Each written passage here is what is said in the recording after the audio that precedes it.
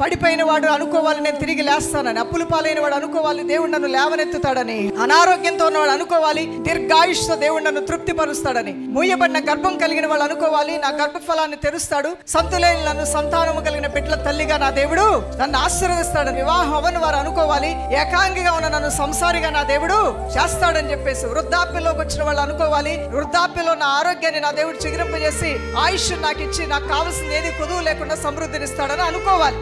అలా కాకుండా ఎప్పుడు చింతతో బాధతో అన్ని నేను పోగొట్టుకుంటాను, ఆరోగ్యం పోగొట్టుకుంటాను, నేను ఎప్పుడు చచ్చిపోతాను, నా గుండెల్లో దడొచ్చేస్తుంది, రేపు ఎల్లుండి నేను చచ్చిపోతానేమో, అప్పులు పాలైపోతానేమో అంటే నువ్వు ఏది భయపడతావు అది నీ ఎత్తి మీదకి వచ్చే అవకాశం. అందువల్ల భయాన్ని తరిమివేయి, అనుమానాన్ని తరిమివేయి, చింతను తరిమివేయి. ఆ స్థానంలో ఆశీర్వాద వచనాలు నీ నోటితో పలకటం ప్రారంభించు, దేవుని మాటల్ని నమ్మకంతో పలకటం ప్రారంభించు, నిరీక్షణతో ఆశాజనకమైనటువంటి ప్రయత్నాలు చేయటం ప్రారంభించు. నీ ప్రయత్నాలను నీ దేవుడు సఫలపరచబోతూ ఉన్నాడు. హల్లెలూయా.